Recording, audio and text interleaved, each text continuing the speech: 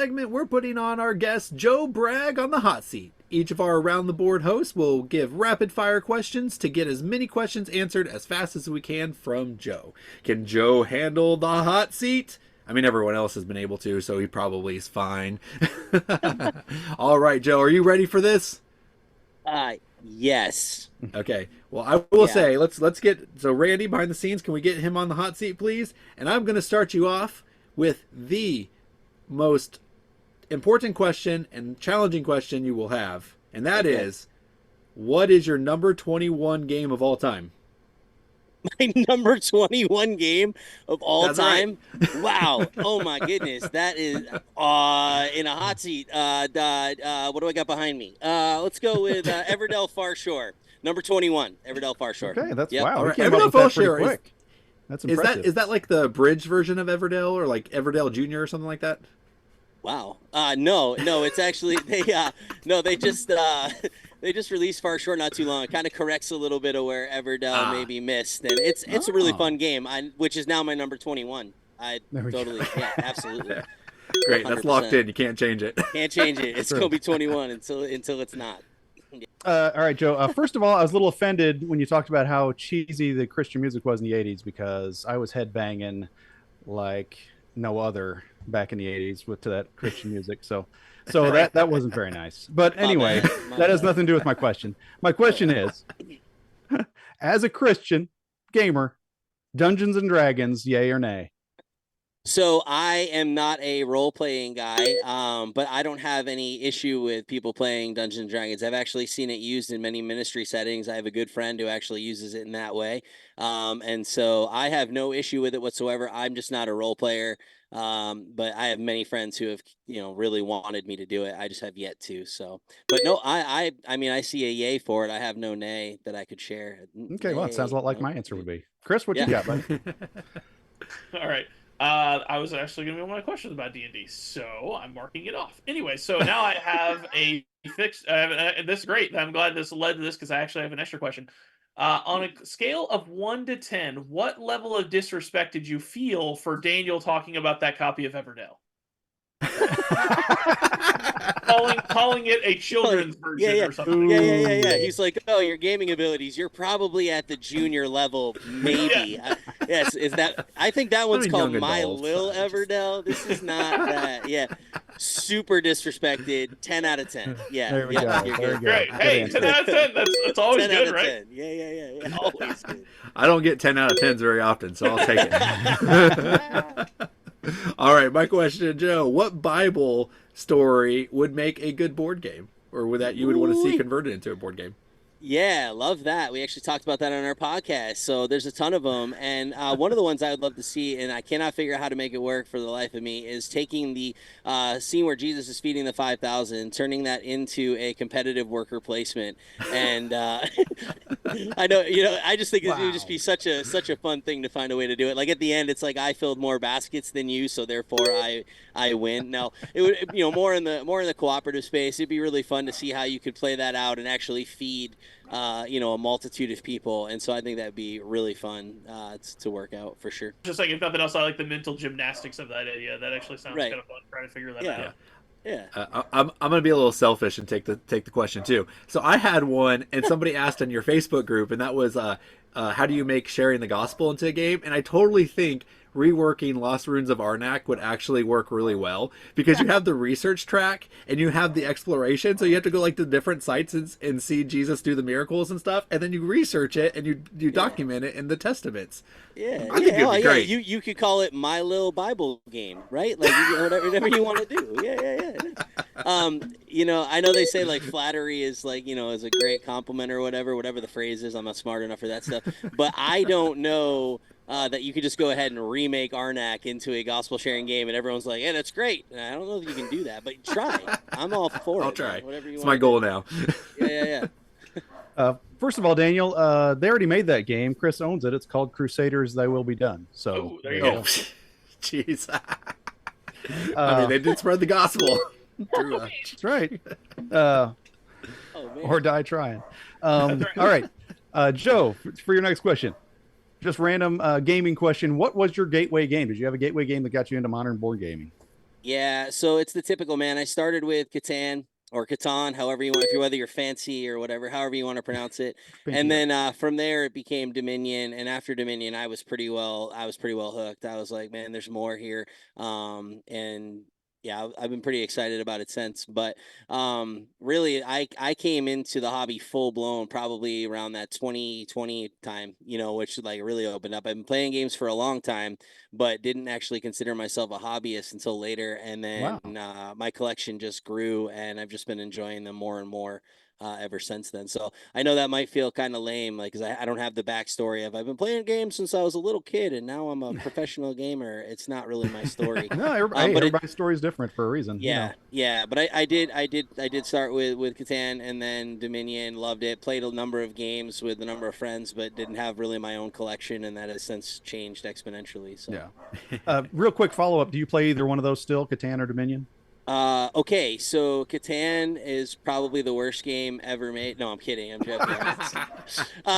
No, I try not to play Catan anymore. I don't like who I am when I play it. I play Dominion. I play Dominion often, but yeah, I don't play Catan much anymore. I had dice thrown at me one time, and I was like, you know what, I'm done.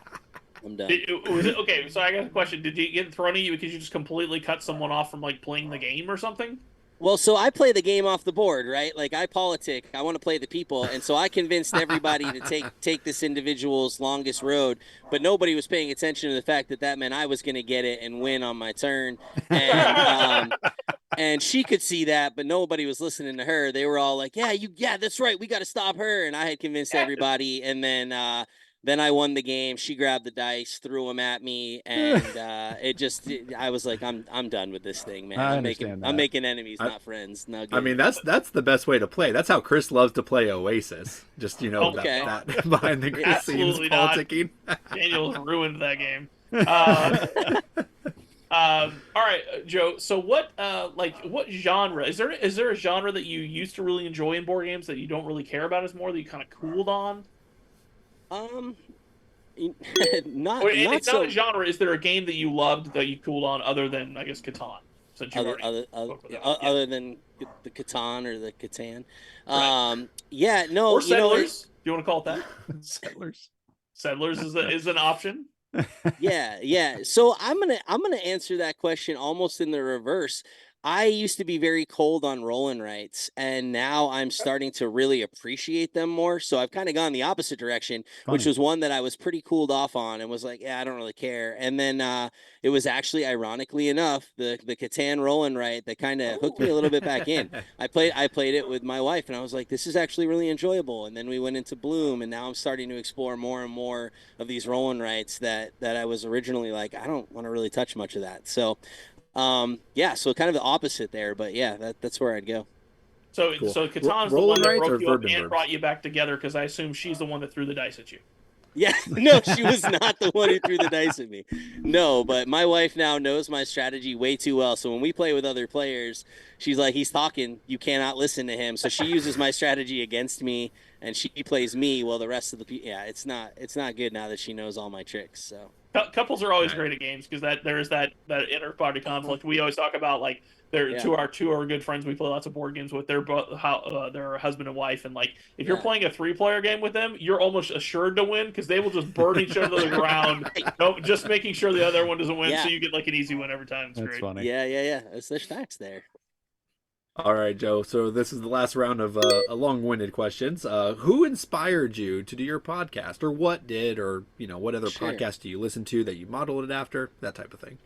Yeah, so I'd always really wanted to do a podcast. I tried a couple of them in the past, and nothing really stuck, right? And I was like, man, this isn't really working. And my buddy Ray, who I do the podcast with, I was like, I got this crazy idea. Like, you're a little bit newer to the gaming hobby. I'm not super launched in it, but I've been playing games for a long time. But it was like, why don't we start a podcast where we're merging, board games and talk about the Bible, Christian living, like life in general. Like, let's do that and have some fun with it. And he was like, man, I'm all in. I feel like I wanted to do a podcast for a little while. And so I actually have always loved radio. and wanted to do radio when I was younger, and even went to school and when I was in college, I was on the radio. I did radio shows and all that kind of stuff, and really, really loved it. So podcasting was always something I felt like I wanted to do. So I mean, I don't necessarily have like a huge, oh, I modeled it after this. I love radio and I love what podcasts can be. And I just have a deep passion for games, and in particular, how games can connect to a lot of spiritual motifs, how we can use them to, just connect with people. Man, I am big on community, and that's really what I want to, drive home, even with the podcast and just connecting with people. But yeah, I've always been a big fan of radio, and podcasts seem like a natural progression. I just couldn't land the plane on what to do with it. So yeah, Sure. and I do. I mean, again, I know I'm on this show. I do listen to y'all quite regularly, so you are part of my podcasting. You're the one. The one. You're the one. Someone's got to do it, man. But I'll do it. No, so that is there. I'm learning more and more. I actually I really like Gabe Barrett's podcast, Board Game Design Lab, which is a really good one. Just it speaks to me in a lot of ways as a designer, and I learn a lot there. And I just like board game podcasts in general. The Chasing Meeples podcast is a lot of fun. That's a couple, and they get on and they just laugh, and it's just a really great time. I enjoy it. And so there's a number of great gaming podcasts out there. Meeple Nation is another one I listen to a lot as well. Okay. Yeah. Cool. Before I ask you this question, you might know where I stand on this, because I'll tell you, my camera right now is resting atop a gigantic box that holds the copy of Cleopatra and the Society of Architects. And my question to you is there such a thing as an overproduced game, or like has too many components, too nice of components? Do you enjoy those games, or do you have some kind of a martyr syndrome where you don't want to have fun playing a game? Which is it? Well, you don't lead the interview at all, do you? Not at You're all. just like, "Hey." Leading the witness, Your Honor. Yeah, right. That's exactly it. All right, man. So here's the deal. I don't have any issue with overproduced games. I really don't. Honestly, if a game is well done and it is fun and it isn't just a bunch of components just for the sake of components, I'm all in, right? Like, I don't mind playing the game that sprawls out the entire table. I mean, one of my favorite games is Anachrony, and it's a big game, but I also, I mean, I won't pull it out right now, but I got like the exosuits and all the big stuff, Nice. and just make it a lot of fun. So it's because it's very thematic, and that's not even the biggest of the games, but I really don't mind a game that is has a lot of components and is, nice components, overproduced, so long as the game is fun. I don't love games with a billion rules that you can't follow, and your player aids only have like 3 things on it, and you're like, this isn't working. I can't get into it. But if a game is well done and I can have fun with it, and the people I'm at the table with are having fun with it, then I don't care if the game's got a billion pieces. Like, let's get at it. But yeah. So you actually have a special suit you wear when you play Anachrony? Is that what I heard? Yeah. I mean, even I might balk at that one. That's yeah. It's a big old exosuit. Nah, it was after I played that game. I had purchased it, and I really, really liked it, and I was just asking people like, hey, do you get the exosuit minis? And everyone's like, yes. And I'm like, well, there's no negatives. No, you just get them. It's a quality of life thing. It's going to make the game that there much you better. go. Exactly. And they weren't wrong, man. The game feels so thematic. Like, you're on a planet that's going to, blow up, and it just really feels that way. And the exosuits, man, they just do it. It was well worth the funds. Okay, cool. Yeah. And I don't have one, but I would. These things are sweet. So, yeah. Cool. All right, Chris. All right, You got yeah. one more? So you're a musician, right? So what all instruments do you play, and which one is your favorite? Okay, so drummer, but also vocalist, and my vocals are my favorite. So I love playing the drums, have fun with it, but I put it down and really switch to vocals.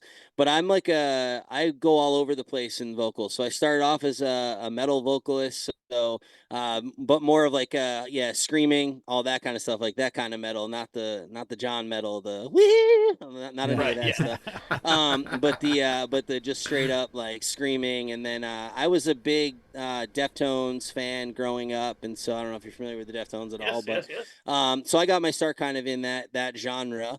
And then throughout the way, started to learn how to rap and sing a lot more, and so kind of have a little bit of like a vocal range where I can scream, sing, rap, and just have a lot of fun with it. So I really enjoy the vocal space.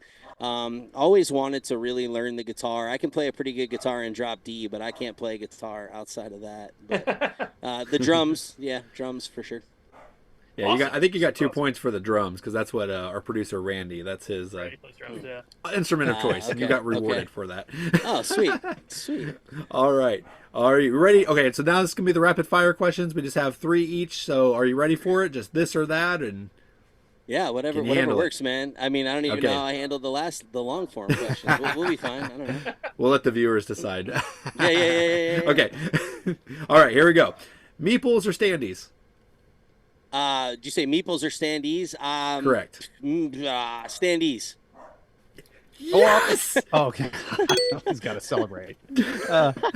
Co-op or competitive? Competitive. Yes. Very good. Yep. New Testament or Old Testament? The Testament. Yeah, all Testaments.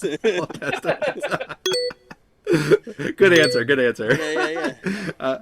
Stephen Feld or Steven Jackson? Ooh. I'm gonna go with Jackson. Oh, wow. All right. That's pretty cool. I think I might know the answer to this. Store games vertically or horizontally? Next question. Well, for our listeners out For there, those that see Yes. it, this is horizontal, very Yes. clearly not Gotcha. vertical. I So can't you're one of- understand that. Okay. you're one of Yeah. those weird people. Okay, I get it. Y'all's shelves are making my brain glitch right now, man. I can't do it. I don't get it.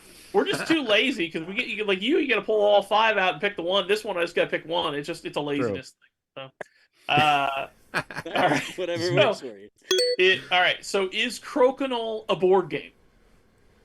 Okay. You know what Full Crokinole transparency. is? No, full transparency. I almost said God bless you. Did you just sneeze? What is that? Yeah, no, I don't think.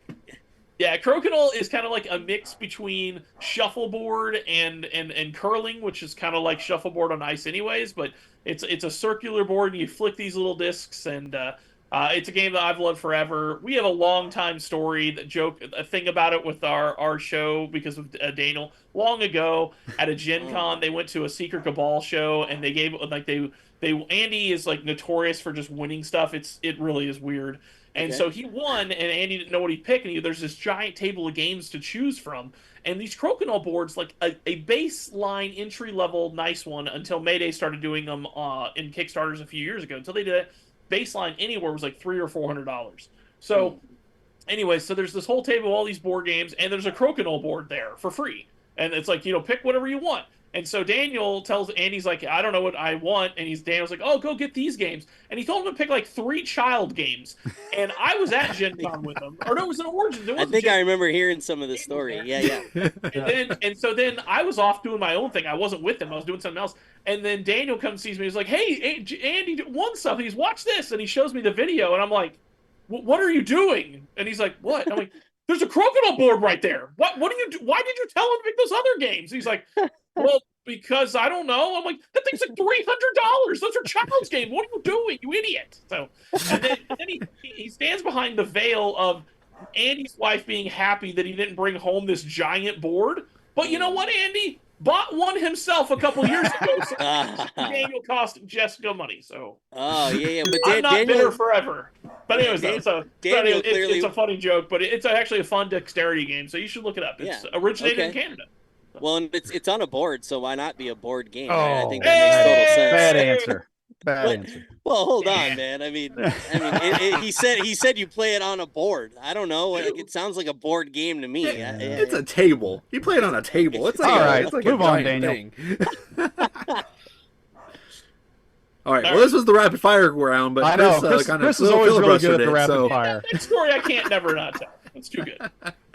All right. Dice Tower or shut up and sit down? Dice Tower. Nice. Okay. FLGS or online purchase? Ooh, FLGS for sure, but it's hard to beat online purchases sometimes. This is true. Yeah. All right. So The Rock says, or The Rock. Chris, bro, who's writing your questions, man? Like, That was me. I came up with that 100% on my own. how in the world? Bro. Okay. The I want to movie or the pretend like wrestler? yeah, I was gonna say like I was getting that, but I was like, man, I want to pretend like I really know what you're talking about when you're asking your question. Are we talking about The Rock or Sean Connery? I'm a Sean Connery guy. I'm gonna go with the movie because I'm not gonna play the other thing there. So yeah, Very good. Nice. Later, All right, Joe. Joe. Well, you survived it. I mean, Barely. Chris gave you a nice little breather there, but all right. Yeah. Well, guys, that was Joe on the hot seat. If you have any questions for him, go ahead and let us know in the comments below. Also, join his Facebook group, Christian Board Gaming, Christian Board Gamers. Pretty active there as well. So, yeah, thanks for being on the hot seat, Joe. But let's move on to round 2. Hey, thanks for watching a clip from Around the Board. It's a show that comes out every other Thursday where we discuss board games and board game topics. We're awarded points, and at the end, whoever wins gets to be on their soapbox and say whatever they want. So if you want to watch the full episode, find the link in the description below. Thanks for watching.